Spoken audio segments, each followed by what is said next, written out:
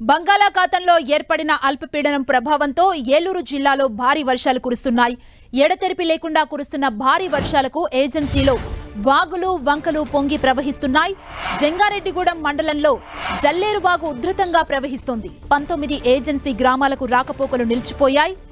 ఇప్పలపాడు, రెడ్డి, గణపవరం, కన్నాపురం వద్ద వాగులు రహదారులపైకి ప్రవహించడంతో ఏజెన్సీ మండలాల్లోని ప్రజలు వాగులు దాటొద్దని ప్రజలందరికీ అధికారులు హెచ్చరికలు జారీ చేస్తున్నారు.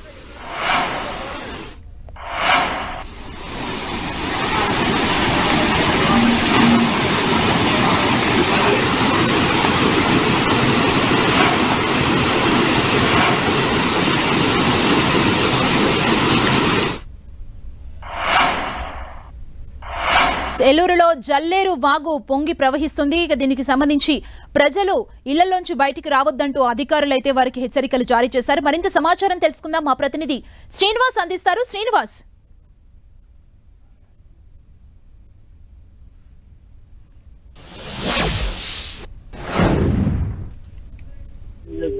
ఏజెన్సీ ప్రాంతాలు ముఖ్యంగా అనేక వార్డులు వంకలు పొంగి పొర్లుతున్నాయి. జిల్లేరు వాగు జంగారెడ్డిగూడెం సమీపంలోని జిల్లేరు వాగు అయితే కూడా పెద్ద ఎత్తున పొంగి పొర్లిస్తుంది. దాదాపు రోడ్లపైకి నీరు రావడంతో దాదాపు 20 గ్రామాల వరకు కూడా రాకపోకలన్నీ కూడా బంద్ అయ్యాయి. ఇదే సందర్భంలో కరటం జలాశయం నుంచి కూడా పెద్ద ఎత్తున నీరు విడుదల అవడంతో అటు తూర్పు గోదావరి జిల్లా నల్లజర్ల మండలం, అలాగే పశ్చిమ గోదావరి జిల్లాలోని తాడేపల్లి మండలాలకు సంబంధించి కూడా అధికారులు రెడ్ అలర్ట్ ప్రకటించడం జరిగింది. ఇప్పటికే అనేక పంట పొలాలు నీట మునిగాయి.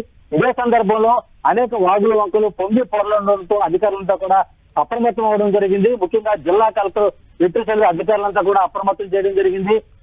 నిన్న అర్ధరాత్రి ముఖ్యమంత్రి చంద్రబాబు నాయుడు జిల్లా కలెక్టర్తోనూ అలాగే జిల్లా ఎస్పీతో కూడా టెలికాన్ఫరెన్స్ నిర్వహించి ఎక్కడికక్కడ అప్రమత్తంగా ఉండాలి, ఎవరికి కూడా ప్రజలు ఇబ్బంది పడకుండా చర్యలు తీసుకోవాలని చెప్పి కూడా ఆదేశాలు కూడా జారీ చేయడం జరిగింది.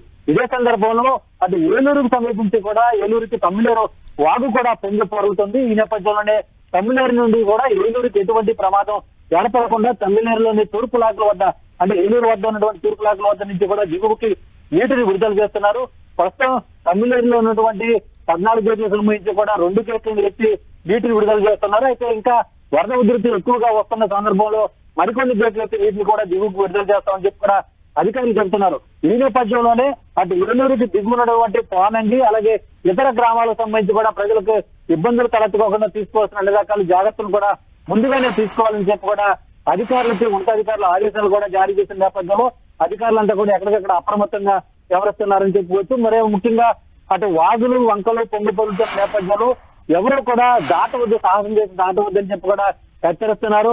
ఇదే సందర్భంలో అటు బిట్టాయిగూడెం మండలం సమీపించి గుబ్బల మంగమ్మ దేవాలయం వద్ద కూడా నిన్నటి నుంచి కూడా వరద ఉధృతి కొనసాగుతుంది. ఆలయాన్ని పూర్తిగా మూసివేయడం జరిగింది. భక్తులు ఎవరు రావద్దని చెప్పి కూడా అధికారులు ముందుగానే సమాచారం ఇవ్వడం జరిగింది. అక్కడ ఇరుక్కున్నటువంటి దాదాపు 100 మంది భక్తులను అధికారులు నిన్న సురక్షితంగా రక్షించడం జరిగింది. వాగు ఉధృతి ఇంకా ఈ రోజు కూడా కొనసాగుతున్న నేపథ్యంలో ప్రజలు ఎవరు కూడా దర్శనానికి రావద్దని చెప్పి ముందుగానే సూచించిన సందర్భం కూడా ఉంది. అంటే మొత్తానికి సంబంధించి అటు ఏలూరు జిల్లాలోని పోలవరం నియోజకవర్గంలోని అనేక మండలాలు ఇప్పుడు అతలకుతలం అవుతున్నాయి. దాదాపు 26 సెంటీమీటర్ల వర్షపాతం అటు ఏలేరుపాడు, కుక్కునూరు మండలాల్లో నిన్న ఈ రోజు కురిసినట్టు రాత్రి వర్షానికి నమోదైంది.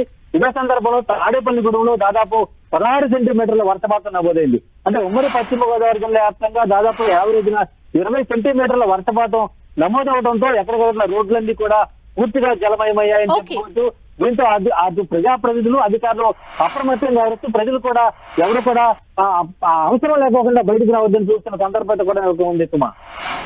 Thank you Srinivas.